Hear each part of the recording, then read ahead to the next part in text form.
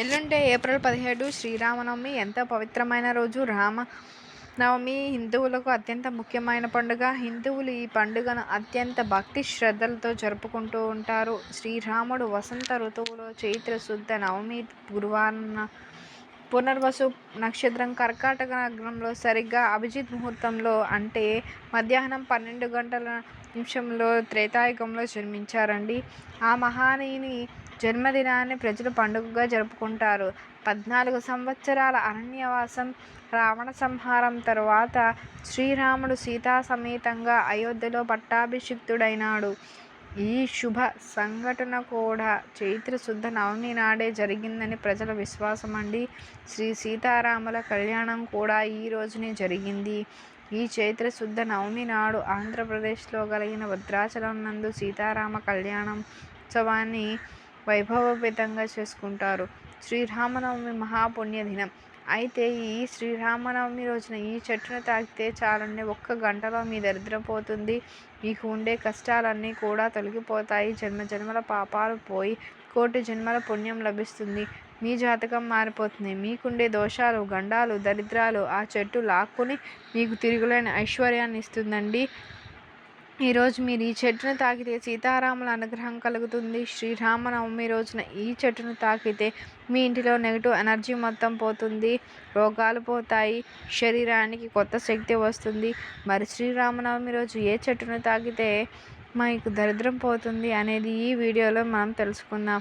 అంతకంటే ముందు సీతాదేవి గర్భవతిగా ఉన్నప్పుడు అడవిల పాలవ్వడానికి చిలుకలు శాపం పెట్టడమే కారణం అని తెలిపేటువంటి ఒక చిన్న పవిత్ర కథను విందాం. ఒకసారి మిథిలా నగరంలోని అంతఃపురం స్త్రీల ఉద్యానవనంలోనికి సీతాదేవి చిలుకత్తెలతో విహారానికి వచ్చింది. అక్కడ ఒక చెట్టు మీద చిలుకలు ముచ్చట్లాడుకుంటూ ఉంటాయి.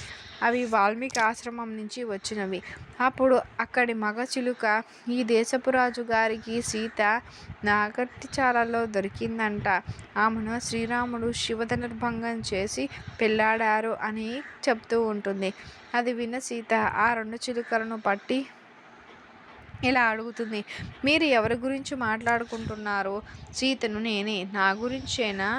ఆ రాముడు ఎవరో చెప్పు, ఈ విషయాలు మీకెలా తెలుసు అని అడగగా, నేను వాల్మీకి ఆశ్రమంలో ఉండేవాడిని, విహారం చేయడానికి వచ్చాము. వాల్మీకి రామాయణం అనే గ్రంథాన్ని రాస్తున్నారు, అందులోని కథనే చెబుతున్నాము. రాముడు అయోధ్యకు యువరాజు అని చెప్పి మమ్మల్ని వదిలేయి అని ప్రార్థించాయి చిలుకలు. ఆ శుభకార్యం జరిగిన తర్వాతే మిమ్మల్ని విడిచిపెడతాను అని సీత అంటుంది. అప్పుడు ఆ చిలుకను, మేము స్వేచ్ఛగా తిరిగేటి వారం, పంజరంలో ఉండలేము. అంతేకాక నా భార్యను 2 చూలాలు శ్రమకు ఓర్వలేదు. దయచేసి మమ్మల్ని వదిలిపెట్టు అంటుంది. దానికి సీత, అయితే ప్రసవం అయ్యేంత వరకు ఆలో చిలుక నా దగ్గరే ఉంటుంది, నువ్వు వెళ్ళు అని మగ చిలుకను అంటుంది. అప్పుడు మగ చిలుక సీతతో, తల్లి, దీన్ని విడిచిపెట్టి నేను బతకలేను, కరుణించి నన్ను నా భార్య నుండి విడిచిపెట్టు అని ప్రార్థించింది. కానీ సీత వినలేదు. ఆడచిలుక సీతతో, నా భర్త నన్ను విడిచి బ్రతకలేనంటున్నాడు, నేను అతడిని విడిచి ఉండలేను, కాబట్టి మమ్మల్ని దయతో వదిలేసేయి అని అడుగుతుంది. అప్పటికి కూడా సీత వారి మాటలను పట్టించుకోదు. ఆ సమయంలో మగచిలుక ఆవేదనతో ఏడుస్తూ ఉంటుంది.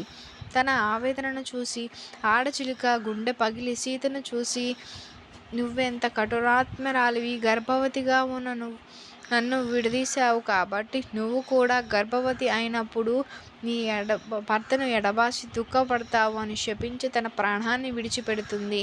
అప్పుడు మగచిలుక, నా భార్యని అన్యాయంగా చంపావు కాబట్టి నిన్ను నీ భర్త విడిచిపెట్టడానికి మూలకారకుడైనటువంటి చాకలవాణిగా జన్మించి నీ పగ తీర్చుకుంటాను అని వెళ్ళి గంగా నదిలో మరణిస్తుంది.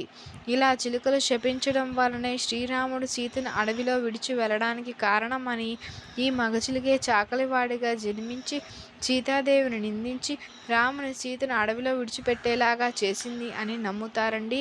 ఇక వీడియోలోనికి వెళ్తాం. ఈ వీడియోలోకి వస్తే మనం ఈ పండుగ రోజున ఏ చెట్టును తాకితే మనకి విశేష ఫలితం కలుగుతుంది అనేది తెలుసుకుంటున్నాం కదండి.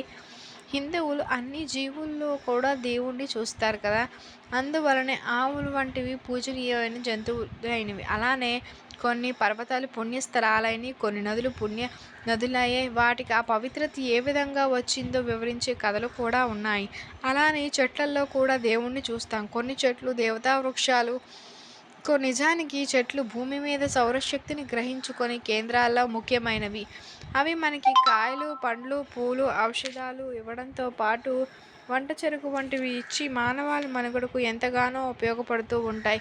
అయితే చెట్లకు కూడా మనుషుల మాదిరి ఆనందం, బాధ ఉంటాయి అని పేర్కొందాం. ఈ విషయం ఆధునిక విజ్ఞాన శాస్త్రరీత్యా కూడా నిరూపితమైంది. భారతీయులు ఋషులు సైతం కొన్ని వృక్షాలను పవిత్రమైనవిగా పేర్కొన్నారు. ప్రత్యేకించి శ్రీరామనవమి రోజున అశోక చెట్టును నాకితే చాలండి, మళ్ళీ వచ్చేటువంటి శ్రీరామనవమి వరకు తిరుగుండదు. సంవత్సరం అంతా డబ్బు మీ దగ్గరికే వస్తుంది. ఒక గంటలోనే మీ ఇంట్లోని దరిద్రాలు, గండాలు, దోషాలు పోతాయి. జన్మల పాపాలు పోయి కోటి జన్మాల పుణ్యం వస్తుంది. సీతారాముల అనుగ్రహం కలుగుతుంది. అశోక చెట్టు అంటే శోకం లేకుండా చేసేటువంటి చెట్టు అని అర్థమండి. ఈ పువ్వులను ఆలయ అలంకరణలో ఉపయోగిస్తుంటారండి. బుద్ధుడు అశోక వృక్షం కిందే జన్మించాడని చెబుతూ ఉంటారు. అందువల్ల వీటిని బౌద్ధ రామాలలో ఎక్కువగా నాటుతూ ఉంటాడండి. కానీ ఈ రోజుల్లో మనకి కనిపించే అశోక వృక్షాలు అసలైనవి కావండి. ఈ వృక్షాలను ఇంట్లో పెంచకూడదు. ఈ వృక్షాలు మిమ్మల్ని దుఃఖం, శోకంలో నింపేస్తూ ఉంటాయి. నిజమైన అశోక వృక్షం పేరు సీతా అశోక వృక్షం అండి. ఈ సీతా అశోక వృక్షం కింద సీతాదేవి శ్రీరాముని కోసం ఎదురు చూస్తూ ఉంటుందన్నమాట. లంకలో సీతని ఈ వృక్షం కిందే రావణాసురుడు ఉంచాడని పురాణాలు చెబుతున్నాయి. ఈ వృక్షం కిందే సీతాదేవి చాలా రోజులు కూర్చొని ఉంటుంది. ఈ సీత అశోక వృక్షానికి పువ్వులను, ఫలాలను కూడా ఉంటాయి. కానీ ఇప్పుడు మనం చూసే అశోక వృక్షాలకు పువ్వులు పూయవు. ఈ చెట్టు దుఃఖాన్ని తొలగించదు, దుఃఖాన్ని పెంచుతుంది. సీత అశోక వృక్షాలు దుఃఖాన్ని తొలగిస్తాయి. ఈ సీత అశోక వృక్షాన్ని తాకితే చాలండి, మీకు వచ్చేటువంటి చాలా దుఃఖాలు, శరీరంలో ఉండేటువంటి నొప్పులు ఇవన్నీ కూడా తొలగిపోతాయి. సీత అశోక వృక్షాన్ని తాకితే అనేక పాపాలు తొలగిపోతాయి. శరీరం ఆరోగ్యవంతం అవుతుంది. మీ జాతక చక్రంలో ఉండేటువంటి దోషాలు, బాధలు అన్నీ తొలగిపోతాయి. శ్రీరామనవమి రోజున ఈ సీతా అశోక చెట్టును నాకితే చాలా మంచిదండి. కానీ సీతా అశోక చెట్లు చాలా అరుదుగా కనిపిస్తూ ఉంటాయి.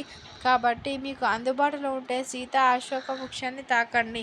అది లేకుంటే ఈరోజు మామిడి చెట్టును తాకండి. సీతా అశోక వృక్షాన్ని లేదా మామిడి చెట్టును, ఈ రెండింటిలో ఏదో ఒక చెట్టును తాకితే సరిపోతుందండి. శ్రీరామనవమి రోజున ప్రతి ఒక్కరు కూడా అశోక చెట్టు దగ్గరికి కానీ, మామిడి చెట్టు దగ్గరకు కానీ వెళ్ళి, మీకు ఏ చెట్టు అందుబాటులో ఉంటే ఆ చెట్టు దగ్గరకు వెళ్ళి ముందు చెంబుతో నీటిని పోయండి. తర్వాత చెట్టుకు నమస్కరించి మీ మనసులో కోరిక చెప్పుకోండి. ఆ తర్వాత చెట్టుని ఎంత ఎక్కువ వీలైతే అంత ఎక్కువ తాకండి.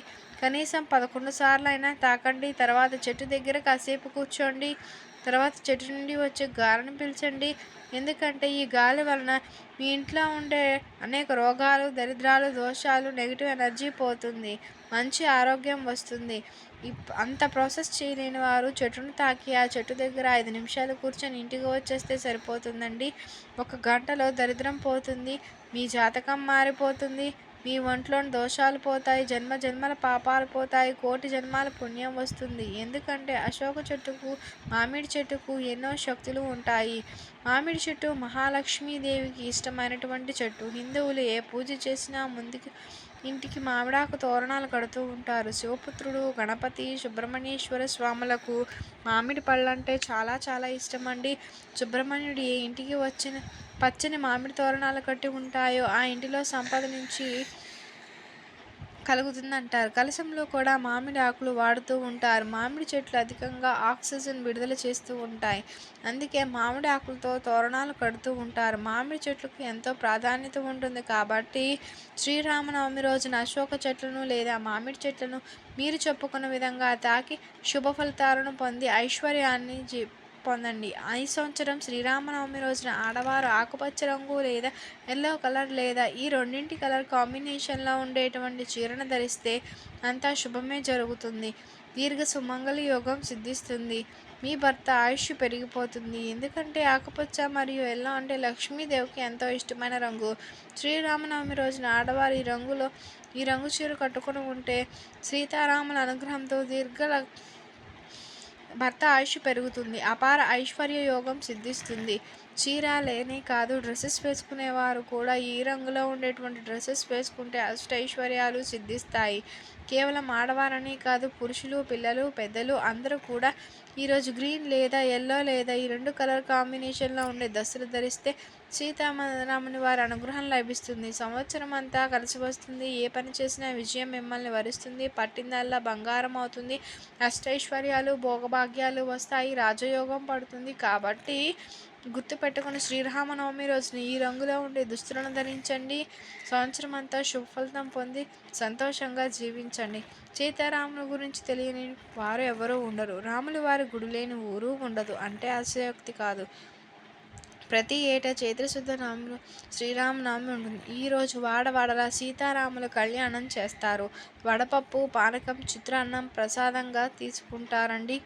శ్రీరామనవమికి మిరియాల పొడి వేసిన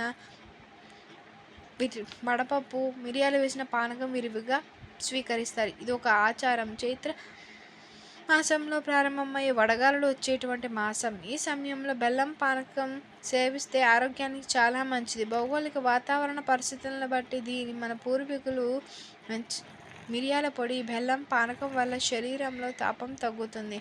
కాబట్టి ఈరోజు పానకం తాగితే చాలండి, చాలా మంచిది. రామ అనే అక్షరం రమ్యమైన పదం పలుకని జీవ కాదు, శ్రీరామనవమి రోజున పరమ పవిత్రమైనదిగా భావిస్తారండి. సీతారాముల కళ్యాణ మహోత్సవాన్ని అతి వైభవంగా పెట్టడంలో, పల్లెల్లోనూ రమణీయంగా జరుపుకోవడం సాంప్రదాయం. భక్తులు గుండెల్లో కొలువై సుందర సుమధుర చైతన్య రూపమే కోట్ల కొలది భక్తుల పూజలు అందుకుంటున్నారు శ్రీరామచంద్రమూర్తి. శ్రీరామచంద్రుని తెలుగువారు ప్రతి ఇంట ఇలువెలుపుగా కొలుస్తారు. నేటికి భద్రాచలంలో శ్రీరాముని పర్ణశాల భక్తులకు దర్శనమిస్తూ ఉంటుంది. సీతమ్మను అపహరించిన రాముని యుద్ధంలో సంహరించిన పిమ్మడి తిరిగి అయోధ్యకు చేరుకున్న పట్టాభిషిక్తుడవుతాడు శ్రీరాముడు. అనంతరం 11,000 సంవత్సరాల పాటు రాజ్యాన్ని పరిపాలించాడని అంటారు. రాముడు సంపూర్ణ శాంతి, శ్రేయస్సు కోసం అయోధ్యని పరిపాలించాడు.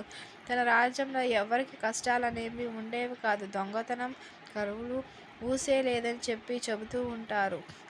తమ కాలంలో సుఖ సంతోషాలతో హ్యాపీగా జీవించేవారని. ఆయన పాలనలో వర్షాలు సరైన సమయంలో పడేవి. నెలలో 3 సార్లు కురవడం వల్ల పంటలు బాగా పండి రాజ్యం సస్యశ్యామలంగా ఉండేది.